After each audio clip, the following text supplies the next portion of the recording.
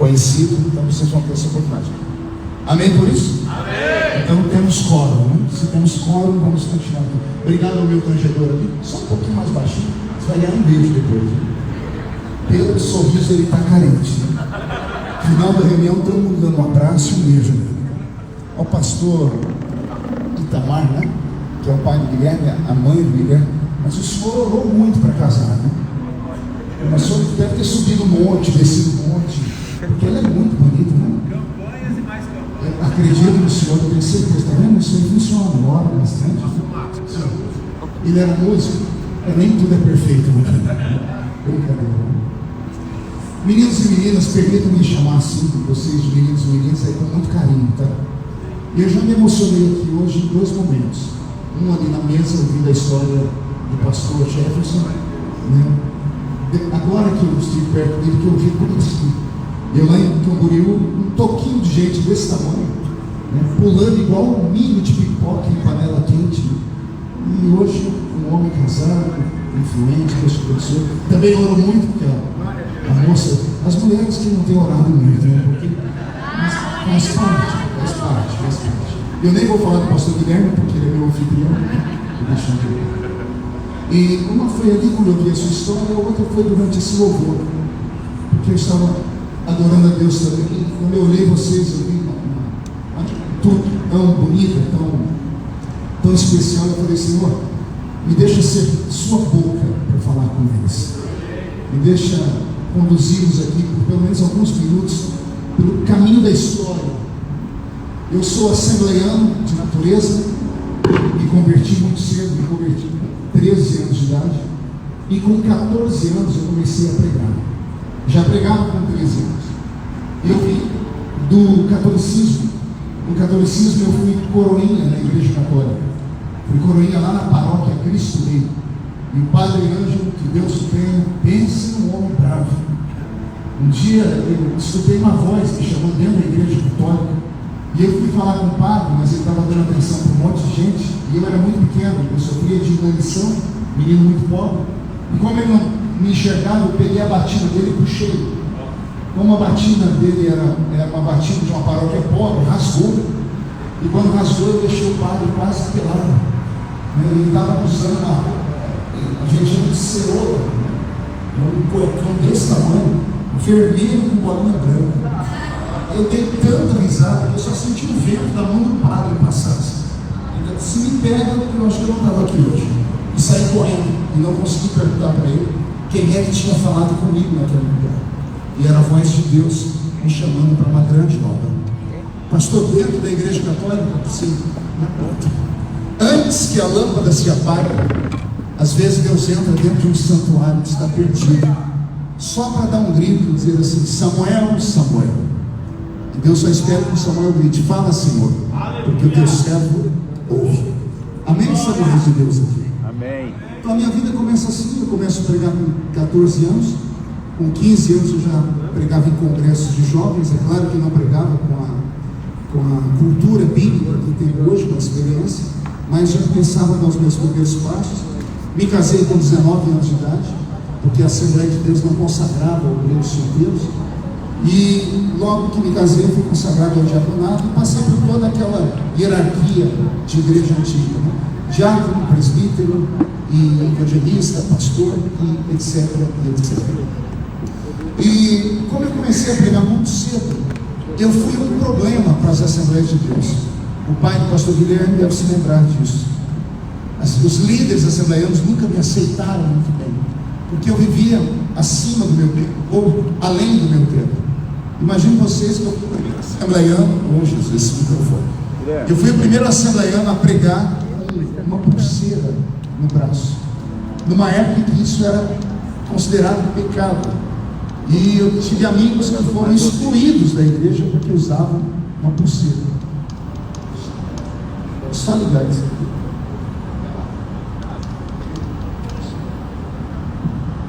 Vai lá, César Menotti. César Menotti faz. A vez César Menotti, ele abriu o som. Isso, agora chegou. Só um pouquinho mais de agudo para mim. Isso, para ficar com a qualidade daquele agudo. Som, isso. Isso, pronto, valeu. Onde é que eu estava? Guilherme. Antes. Guilherme. Da pulseira. Guilherme. Então, Vira os retornos para ele. isso, se virar um retorno aqui para mim, me ajuda mais ainda. Tá vendo? Só os velhos entendem os velhos. Né? Só um pouquinho. Isso. Pronto, isso. Não, Tá põe joia, isso. assim. Só. Isso. Pronto. Então, onde eu estava de novo? Imagine um assembleiano há 20, 25 anos atrás colocar uma pulseira. Quantas vezes eu tive que ir para uma reunião de obreiros e me explicar? Eu fui o primeiro assembleiano a pregar com um cavanhaque. Vocês sabem o que é cavanhaque, né? A parte de baixo. E eu lembro que eu cheguei no nosso pastor, que é o pastor presidente das Assembleias de Deus, pastor José Wellington Bezerra da Costa, e ele falou: Feliciano, o que é isso aí embaixo? Eu falei: isso aqui chama-se bigode inferior. E ele falou: como assim? Eu falei: aqui em cima é bigode superior, não é? E esse a igreja permite. Então esse aqui é o bigode inferior. Está no mesmo rosto, porque aqui não é pecado e aqui é pecado. Aí ele falou: deixa esse menino pregar desse jeito mesmo. Então eu ajudei a moldar um tempo dentro da minha denominação, porque eu queria que os nossos pais entendessem que a unção de Deus não estava na aparência, não estava na roupa, não estava no cabelo, mas estava dentro do vaso, estava aqui dentro. E eu queria que os meninos e as meninas assembleianas que olhassem para mim, enxergassem isso, que eles pudessem ver que a unção de Deus não era um estereótipo, mas era algo de comunhão, era algo íntimo. E como disse o Guilherme, ele falou que passou perto de um estádio com 30 mil pessoas, né? Ontem que nós pregamos. Eu cheguei a pregar aqui no Brasil em eventos com 200 mil jovens. Pense num mar de pessoas. Ao redor do mundo eu preguei em congressos com 500 mil pessoas. E tudo por quê? Porque era um menino, era uma novidade, as pessoas queriam ver o que um jovem tinha para falar. E envelheci. Minha barba está branca, né? Minhas filhas hoje seguem o pastor Guilherme, graças a Deus por isso. E eu, há 2 anos atrás, passei por um momento muito delicado na minha vida com a família, e eu pedi a Deus que Ele cuidasse dos meus filhos, e Deus tem ouvido a nossa oração. Eu me lembro que eu arrastei a minha família para o alto de uma montanha. Não sei se vocês aqui já oraram em monte. Alguém já orou em monte aqui? Não acredito.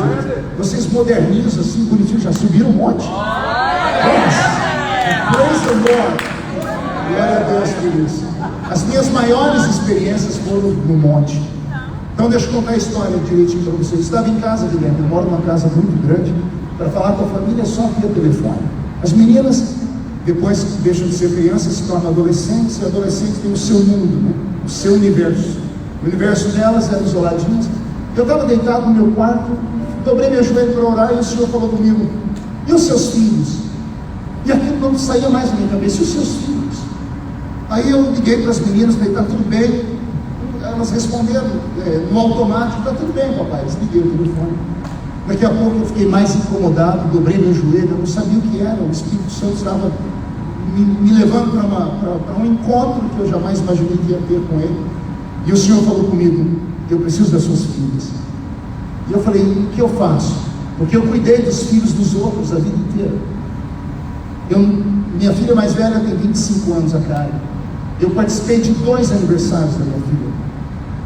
Em 23 anos, eu não estive presente no aniversário dela, a data mais importante dela. E eu entendia que era a minha vocação, era o reino. Então eu passei a maior parte da minha vida fora de casa. Então eu fui luz para você, fui exemplo para você. E não consegui ser exemplo para minha casa. E nesse dia eu falei: Senhor, o que eu faço? O Senhor disse: fale de mim para suas filhas. E mesmo sendo pregador, tendo oratório, eloquente, eu tinha dificuldades, bloqueios para falar das minhas filhas sobre ele. E eu consegui fazer um convite que depois de 2 horas foi aceito. Eu queria que elas fossem morar comigo na montanha. A mãe me ajudou, a Edileuza, minha esposa, me ajudou. Coloquei todas as meninas no carro e subimos na montanha.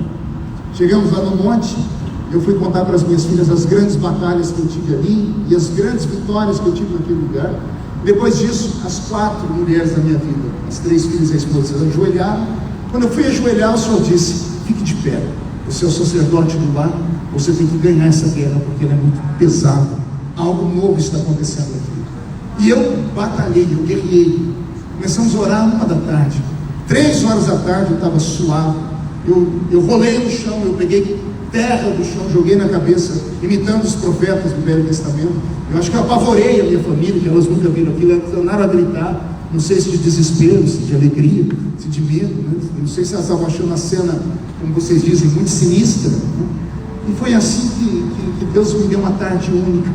Quando terminei de orar com elas, tive uma crise de choro, sentei no banquinho, vieram as 4, me abraçaram, vocês estavam querendo me confortar, me consolar. Elas não entendiam o que estava acontecendo, nem eu entendi o que estava acontecendo.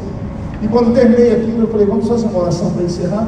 Peguei na mão das minhas filhas e eu fiz um teste com Deus. Eu falei com a minha filha mais velha: Karen, eu quero que você ore. Falar isso para minha filha, só quem convive com ela sabe o que é. Espero que vocês guardem entre vocês aqui. Minha filha, ela sofria com um problema psicológico, ela tinha distorção de imagem. Não sei se vocês já viram minha filha, se alguém me segue no Instagram. Minhas filhas são lindas. A Karen, para mim, ela é uma modelo, mas ela olha no espelho e via um monstrinho, e ela sofreu com isso durante vários anos. Isso fez com que 2 ou 3 anos da vida dela deixasse de existir. Ela não tinha contato com as pessoas, ela ia para a escola, para a faculdade com o cabelo cobrindo o rosto, por causa dos traumas que a política trouxe para dentro de casa, que o ministério trouxe para dentro de casa. E a minha filha, essa era a minha filha. E eu, quando falei para ela: ore, ela apertou a minha mão, ela começou a tremer. Imagina, nós não estávamos na igreja, estávamos a família, eu, a mãe e as 2 irmãs, e ela quase para falar que não ia orar, e ela apertou a minha mão, ela disse: o Senhor me ajuda, cara. E aquilo mexeu comigo, porque era filha do pastor, a filha do pastor que pregou para 500 mil pessoas ao vivo, 84 países do mundo onde eu já preguei, pisei com esses pés. No Brasil, mais de 4 mil municípios, Guilherme, eu fiz pessoalmente. E a minha filha pediu a mim para ajudar ela a orar. E eu falei: vou te ajudar a orar, filha. Apertei a mão dela e começamos uma guerra, uma oração simples, para encerrarmos o momento. E ela orava, falava uma palavra e chorava. Me ajuda, papai, estou aqui, estou do seu lado. Ela orava e chorava. De repente ela teve um grito. E aquele grito, eu desabei no chão. Minha filha disse assim: Deus do meu pai, me dá 1% do que o Senhor deu ao meu pai. Deus do meu pai. Aquilo mexeu tanto comigo, porque essa expressão eu leio na Bíblia: Deus de Isaac, Deus de Abraão, Deus de Jacó. E a minha filha não invocou o Deus de Abraão, não invocou o Deus de Isaac, ela invocou o Deus do pai dela. De alguma forma eu tinha sido referência para ela.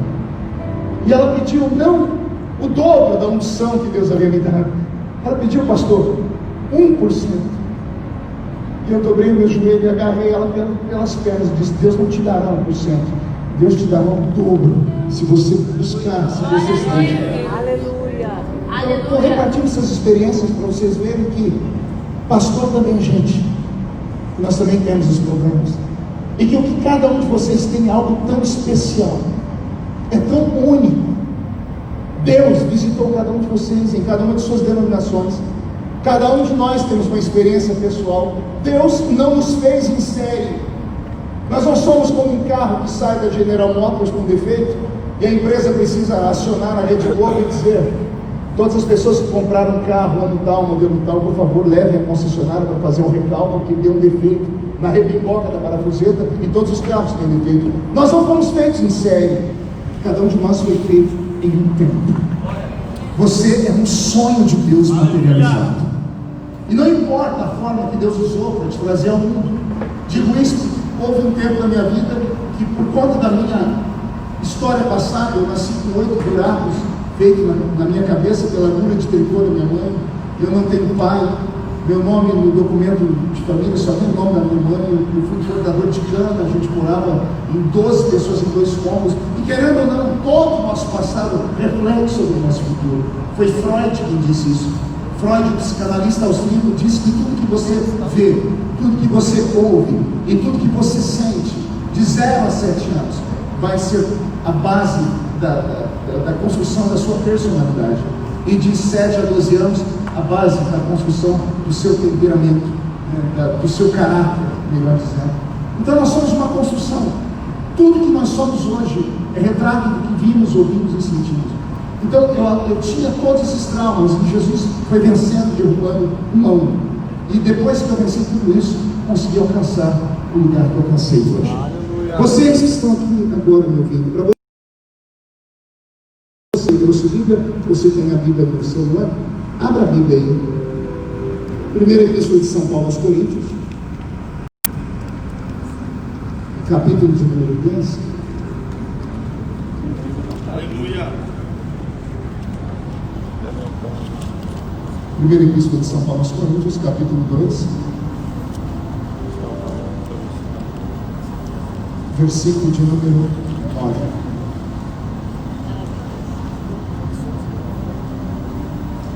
Primeira Epístola de São Paulo aos Coríntios, capítulo 2, verso 9, está escrito assim: mas, como está escrito, as coisas que o olho não viu, e o ouvido não ouviu, e não subiu ao coração do homem, são as que Deus tem preparado para aqueles que o amam.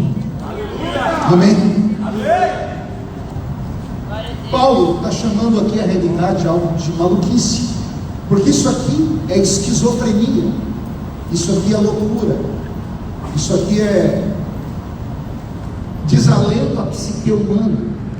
Paulo está dizendo que há um grupo de pessoas que servem a Deus, que serão convidadas por Deus para ver o que ninguém viu, para ouvir o que ninguém ouviu e para sentir o que ninguém sentiu. Uma pessoa que vai ver o que ninguém viu, ouvir o que ninguém ouviu, ou sentir o que ninguém sentiu, é uma pessoa que vai ser convidada por Deus a sair da terra e a caminhar pelas regiões celestiais. Vocês devem ter conhecimento disso. Qualquer reunião onde o nome de Jesus seja invocado, ela começa na terra, mas ela não permanece na terra. Ela começa na terra. Paulo dizendo aos Coríntios: quando vocês se ajuntam, nada acontece, mas quando uns têm salmos e outros têm testemunhos, vocês saem da terra e alcançam as regiões celestiais. E nas regiões celestiais, aquilo que é transcendente, ele passa a tocar aquilo que é natural, aquilo que é normal.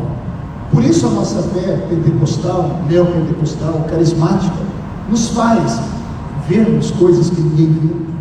Como aqui, ver meninos e meninas pulando, eu vi gente profetizando aqui. São coisas que o mundo nunca vai conhecer, porque essas coisas Deus não reservou para todos, só para aqueles que os amam.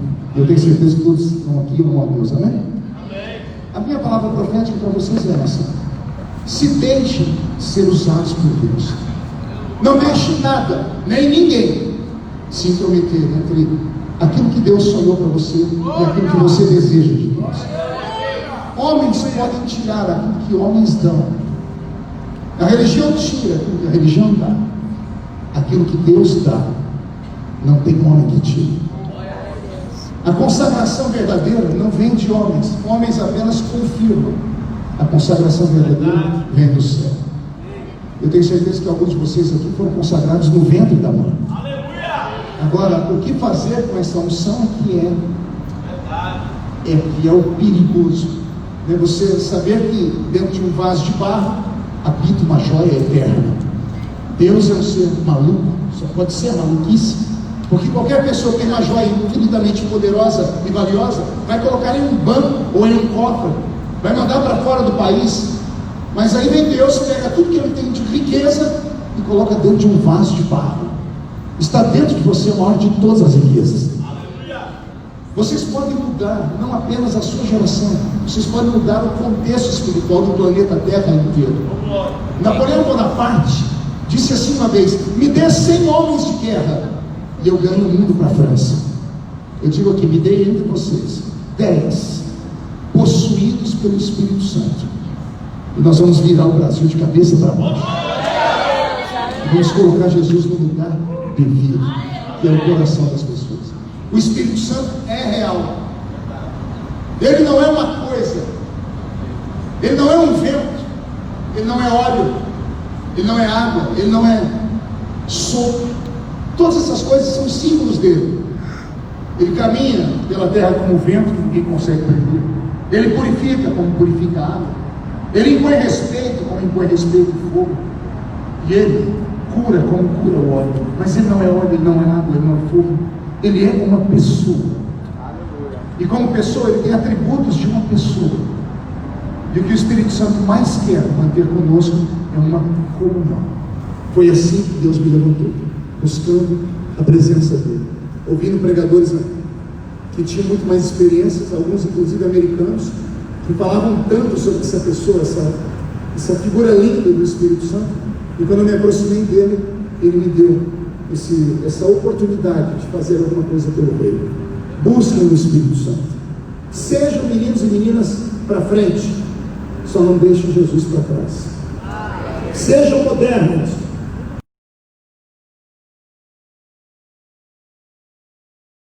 Respeite os mais velhos. Respeite a geração que abriu o caminho para vocês passarem. É claro que nenhum de nós é perfeito. O reino deveria ser perfeito, mas não é perfeito. E não é perfeito porque o reino precisa de homens. E a palavra homem vem de humus. E humus é terra misturada com esterco. E eu não preciso falar para vocês que é esterco. Isso é o ser humano. Então só Deus para ter condições de pegar aquilo que não é, encher de coisas sagradas e soltar por esse mundo. Eu quero profetizar que cada um de vocês vai operar por 1000 homens. Que o tempo de vocês será tão prodigioso, tão grandioso, que o diabo, quando ver vocês a quilômetros, vai se mudar em nossa cabeça. Eu acredito que essa nova geração tem uma função específica no reino, e que Deus levante vocês cada vez mais. Alguém recebe esta palavra? Então levante a mão direita para o céu, agarre o ombro de quem está do seu lado, chacoalhe ele ou ela até eles ficarem irritados, com vontade, e diga: Deus te trouxe aqui para isso. Sacode, é para isso. Para te dar um sacode, para sacudir o seu ministério, sua família, sua chamada, sua casa, seu trabalho, seu futuro. E quem crê nisso, não dá um grito, não, dá um berro de glória a Deus.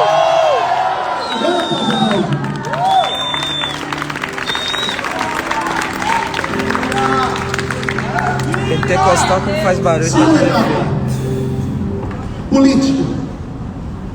Imagine alguém que em 2004 pregou em um evento com mais de 100.000 pessoas, e diante de 100.000 pessoas disse assim: se algum dia vocês me verem na política, orem por mim, porque eu me desviei do Evangelho. Eu falei isso. O que eu já paguei e pago até hoje, que as pessoas têm a tendência de não acompanhar tudo. Aí a pessoa deu uma mensagem que eu preguei em 2004 hoje e mandou uma mensagem: o senhor falou que não ia entrar, por que o senhor entrou? O senhor não tem palavra. O homem, ele quando vai amadurecendo, ele vai vendo que às vezes ele age por impulso. Eu, como bom assembleiano, eu segui os meus pais. E os meus pais viviam dizendo para mim na igreja: crente não se mete em política, porque a política é do diabo. E lá no inferno o diabo disse um amém. O diabo não tem nada. Vocês leem a Bíblia, vocês sabem que o diabo não tem nem a chave da casa dele. Porque quando Jesus ressuscitou, Jesus tomou a chave do inferno. O diabo é um descamisado, o diabo é um pobretão, o diabo não tem nada. Os únicos que podem enriquecer o diabo são aqueles que são herdeiros do reino. Quando Deus olha do céu para a terra, Ele não vê homem, mulher, rico, pobre, negro, branco, asiático, vermelho. Ele só vê dois tipos de seres: criaturas e filhos. Todos os seres humanos nascem criaturas. Os que se tornam filhos porque aceitaram Jesus como Salvador. João capítulo 1, verso 11 do Evangelho, não é? Ele veio para os seus não receberam, mas a todos quanto receberam, deu-lhes o poder de serem feitos filhos de Deus. Então Deus, quando olha do céu para a terra, só vê dois tipos de seres: criaturas e filhos. Aqui estão criaturas ou filhos? Quem é filho aqui? Deixa eu ver. Pronto. Então, aqueles que têm a herança, que têm a autoridade, somos nós, os filhos. Os meus pais na fé talvez não sabiam disso, porque a boca de um pastor, de uma família consagrada, ela é profética, Adriano. Então tudo que era bom, os meus pastores no público diziam que era do diabo, e o diabo foi tomando posse, porque ele não tem nada, mas a terra é nossa, herdamos a terra. Então quando nós passamos ela de papel passada, através da nossa voz profética, diabo, a praia é sua. O diabo foi e tomou posse da praia. Imagine eu quando vi a praia pela primeira vez, fui de calça jeans e paletó. E eu fiquei andando na beirada da praia, olhando para ver se ninguém estava olhando, porque eu queria cair na água. Mas meu pastor, a palavra era exclusão, a gente era excluído. E eu caí dentro da água e deixei a água me levar um pouquinho, que eu quase morri afogado, porque a calça jeans ficou pesada demais e eu não conseguia voltar. Olha, quase morri por causa disso. Aí o diabo falou, muito obrigado. Hoje, para a gente na praia, é só Jesus na causa. Um lugar mais lindo, mas o diabo tomou posse daqui. Porque nós temos ele. Meus pais na fé diziam, a televisão é do diabo. O diabo disse, muito obrigado, e ele tomou posse da televisão. Hoje, desenhos estão contaminados. O que há de mais puro, você já não pode mais ver direito, porque está tudo contaminado. E nós demos ele, porque ele não tem nada. E para completar o trio, os nossos pais disseram que a política era do diabo. O que o diabo fez no Brasil, tomou posse da política. Nos últimos 30 anos, desde a nova república, o Brasil é dominado pelas esquerdas. Vocês devem conhecer um pouquinho de esquerda, direita, né? Esquerda, direita, na nomenclatura política. Tudo isso começa na França, né? Quando a França se divide, e lá nasce o braço da esquerda, que são os progressistas, e a direita, que são aqueles que são conservadores. A diferença entre a esquerda e a direita está no progressismo ou no conservadorismo. O que é o progressismo? O progressista. O progressista é aquele que, para ele, o mundo está tudo errado, tem que ser reinventado. A diferença entre uma pessoa de esquerda e de direita pode ser exemplificado, como disse Margaret Thatcher, quando foi convidada em uma escola na Inglaterra para falar sobre isso. Ela deu a seguinte palavra: imagine uma casa que está de pé há 50 anos. O progressista, o esquerdista, ele chega e olha e diz assim, não, essa casa está ocupando um espaço que não precisava, ela é velha, vamos destruir essa casa, vamos levantar aqui um arranha-céu, vamos fazer uma piscina transparente de vidro lá em cima, vamos colocar elevadores. É muito lindo, é um sonho belo, às vezes utópico, mas é um sonho belo. Aí vem o conservador e diz assim, não, calma, essa casa está há quantos anos? 50 anos. Vamos estudar o alicerce dessa casa. Como foi que ela aguentou 50 anos de tempestade, de vento? Por que ela está de pé? Vamos reformar? Vamos, mas aos pouquinhos. A esquerda não, vamos destruir tudo e reinventar. Então eles começam a reinventar o nosso país, através dos engenheiros sociais, através de pessoas que têm a mente completamente distorcida pelo mal e que querem reinventar o estilo de vida do ser humano. Eles criam uma narrativa tão forte, a imprensa comprou isso, que hoje nós temos dificuldade em nos posicionar, temos dificuldade em assumirmos a nossa própria fé, temos dificuldade em dizer para as pessoas aquilo que nós pensamos. E através dessa narrativa, através dessa forma violenta que eles impõem à sociedade, o cristianismo está sendo travado, amarrado. Os nossos pais já estão ficando cansados. E por sermos conservadores, o conservador não gosta de briga. O problema nosso é só isso. O conservador, ele é tão conservador, ele é tão metódico, que diz assim, não quero provocar o mal a ninguém. Vou contar aqui uma coisa para vocês, mas fica só entre nós. Em 2013, quando eu assumi a Comissão de Direitos Humanos, e tive um embate com o movimento LGBTQYZ, tracinho, 2 pontos.